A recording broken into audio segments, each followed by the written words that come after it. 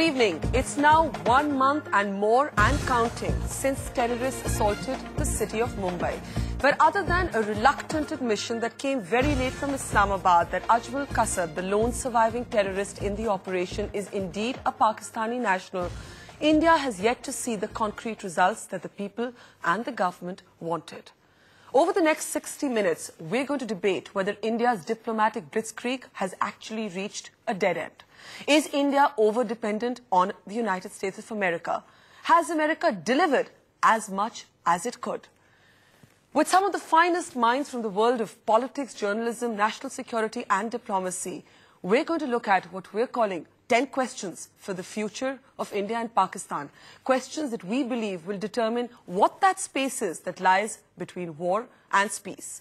So to introduce our guest this evening, with us, Brajesh Mishra, former National Security Advisor, Ajit Doval, he's been the head of the Intelligence Bureau, Harinder Baveja, well-known journalist, G. Parthasarathi, he's been a High Commissioner to Pakistan, and Abhishek Singhvi, Member of Parliament and, of course, spokesperson of the Congress. We're also joined live from Islamabad by General Asad Durrani.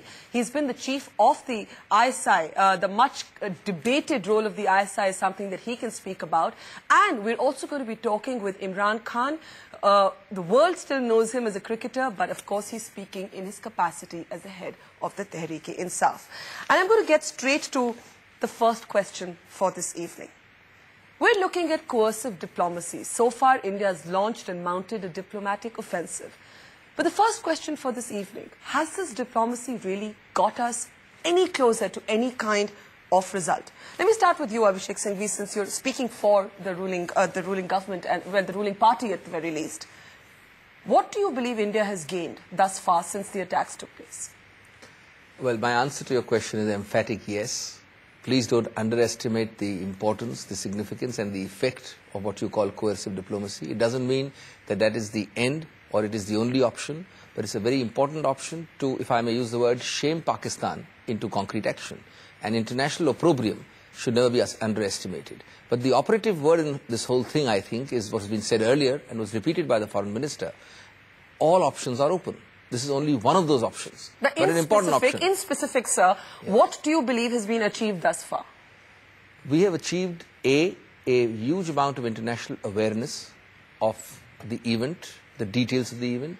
B, a clear perception, and there is no way of quantifiably measuring it, but a clear perception across the globe that certainly non-state actors and certainly support by some state actors in Pakistan has been behind this event. C, the fact that Pakistan must take quick, prompt actions of some kind, at the least handing over these people, of course, apart from preventing recurrence. Yeah. And D, I think a very clear timeline which is prodded every 2-3 days as far as the international community is concerned. Okay. I'm not saying Pakistan is implementing it or obeying it, but certainly there in an awareness globally.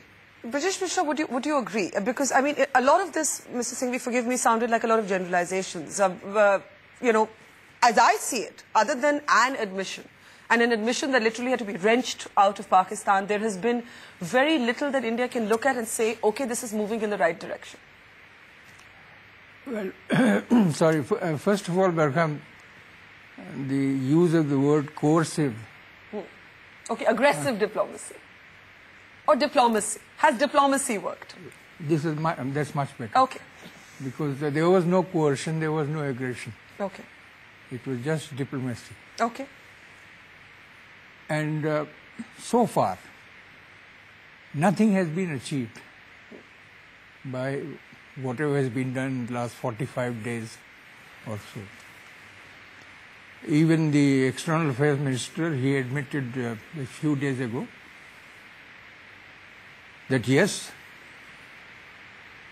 there have been pressures on the government of Pakistan, but they have not produced any result. Yeah. Insufficient, I think that's the word he used in that case. The problem with this kind of diplomacy is the following.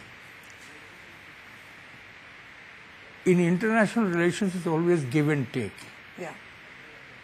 If you go with your hat in your hand, well, of course you might get some sympathy, you might get a few pennies thrown into the hat, but nothing else. You have to go with something in your pocket. And there was nothing in the pocket of the government to go there, apart from talking about the proof that we have, evidence we have, etc. You got sympathy for that.